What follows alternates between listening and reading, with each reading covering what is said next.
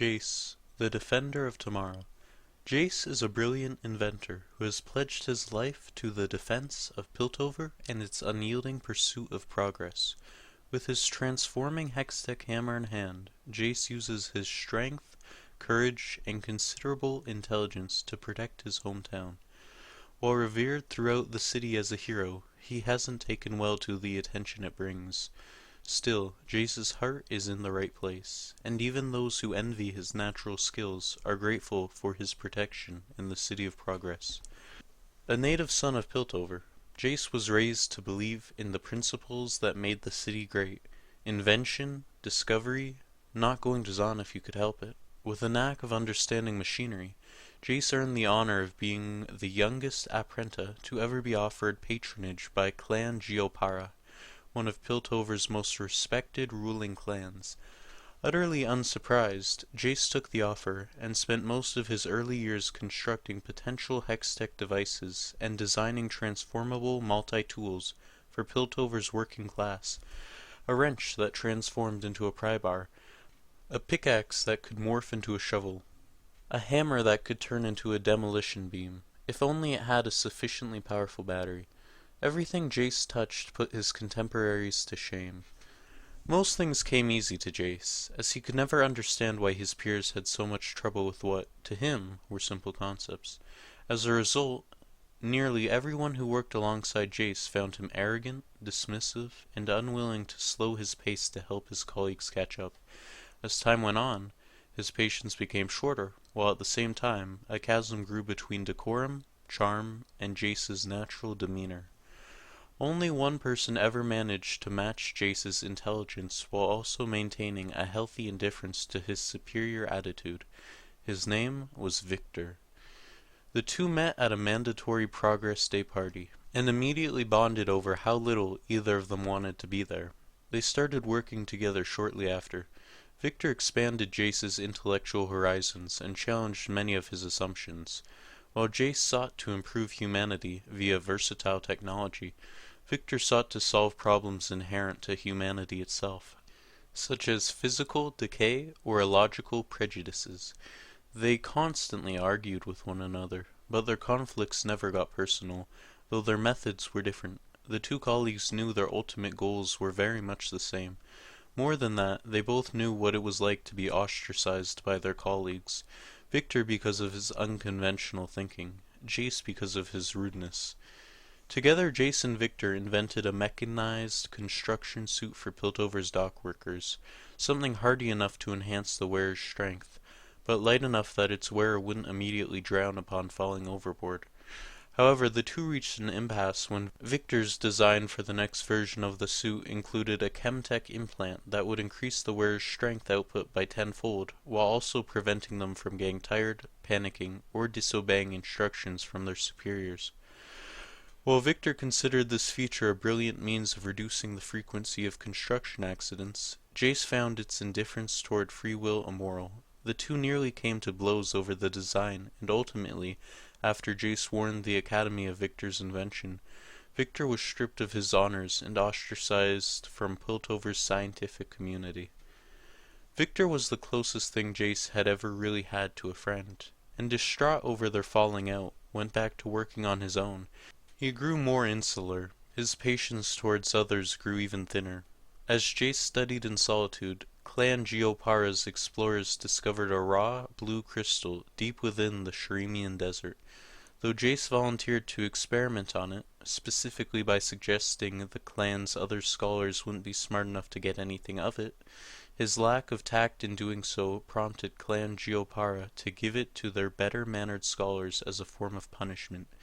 Yet after many months, the scholars reached a unanimous conclusion: the crystal was worthless. A power-drained hunk of rock. The disappointed clan leaders finally handed the crystal over to Jayce, assuming that even he, with his remarkable intelligence, wouldn't be able to learn anything from it. Something inside the crystal called to Jayce. No, more than that, it sang to him. He couldn't explain why, but he knew the Shriman gems still had mysteries yet to be discovered. He spent months running every variety of test on the crystal. He braced it into a cogwheel centrifuge. He superheated it and deep froze it. He tinkered and observed and hypothesized and beat his head against his copper pantograph. Quite simply, Jayce wasn't used to working hard. This damned crystal was the first thing that had ever resisted his considerable mental aptitude. For the first time, he realized how his peers must have felt, trying so hard to solve a problem, only to bump against your own limitations. It felt frustrating. It felt unfair. And it probably felt much, much worse if you were working alongside an arrogant inventor who dismissed your every effort. Jayce realized that despite how dismissive he'd been toward his fellow scholars, none of them ever gave up. None of them ever stopped seeking the very things that defined Piltover. Progress, discovery. If they wouldn't give up, Jayce decided, he wouldn't either. And maybe he'd try to be nicer. Maybe. Jayce approached the problem from a completely different angle. Rather than trying to experiment on the crystal as a whole, he wondered, why not run more invasive experiments on a smaller shard? Jayce chiseled off a piece of the crystal and suspended it in liquid alloy. As he sent a voltaic current through the liquid metal, Jayce's eardrums nearly shattered from the booming baritone note that blasted from the shard. Heat radiated from the crystal, and, with a flash, it glowed bright enough to nearly blind him. This was unexpected. This was potentially dangerous, but this was progress. Jayce couldn't erase the smile from his face as he worked well through the night into the dawn. The next day, Jayce was surprised to find his old friend Victor on his doorstep, alerted by the massive power spike from the crystal shard. Victor had a simple proposition. Since his expulsion from the Piltovian scientific community, Victor had commenced work on a secret project in Zon. He'd finally learned how to achieve his dream, how to eradicate disease, hunger, hatred. If Jayce joined him, the two would accomplish more than anyone from Piltover or Zon could have dreamed of. They'd save humanity from itself. Jayce had heard a monologue like this before from Victor. He never liked where it led. Victor told Jayce that he only needed one thing for his glorious evolution, a power source like Jayce's crystal. Jayce disagreed, informing Victor that what he truly needed was a moral compass. Victor, who had long grown tired of Jayce's rudeness, leapt upon him, grabbing the crystal and knocked Jayce unconscious with it. When Jayce awoke hours later, he noticed that though the streaming crystal was gone, Victor hadn't seemed to notice or care about the smaller shard. Jayce knew whatever Victor was planning, he would only resort to these measures if he were close to completion. Even though he didn't know what Victor's glorious evolution consisted of, it probably didn't have a lot of respect for the free will of others. Without wasting a second, Jayce retrieved the suspended shard and installed it into a massive, transforming hammer, a demolitions invented he'd abandoned years ago for lack of a strong enough battery to power it. Though he had no idea where Victor might have taken the crystal, he could feel the hextech hammer vibrating, pulling him not north, south, east, or west, but down, toward the undercity of Zon.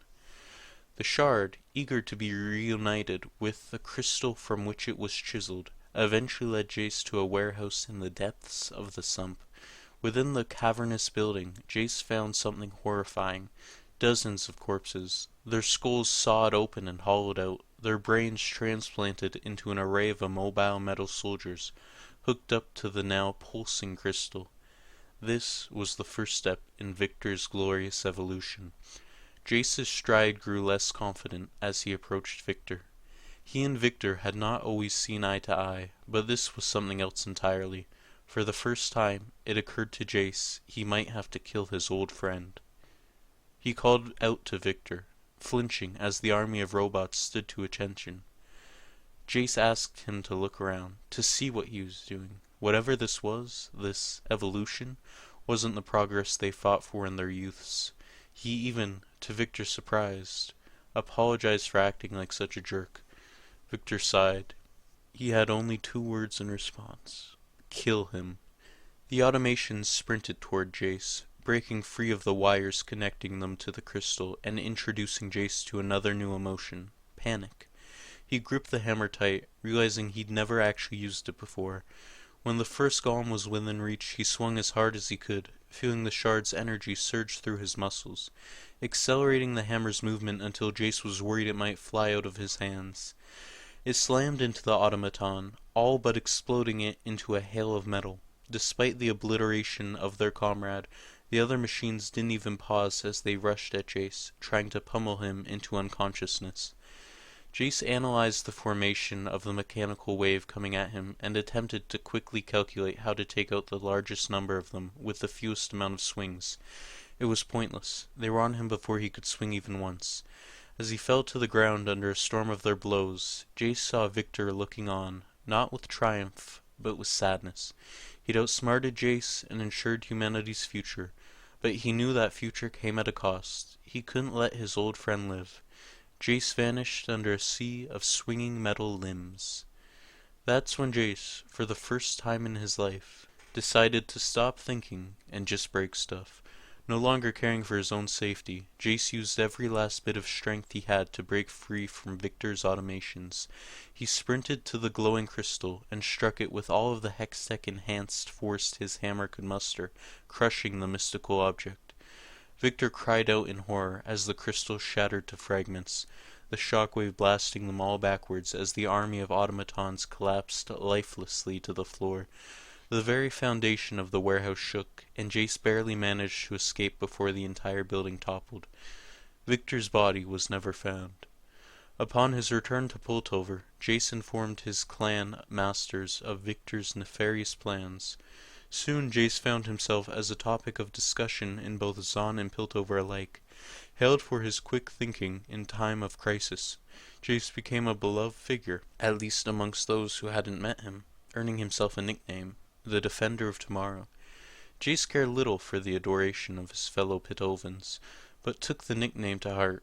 He knew that Victor was still out there, plotting his revenge. One day, maybe someday soon, an awful lot of trouble was headed for Piltover, and Jayce would be waiting.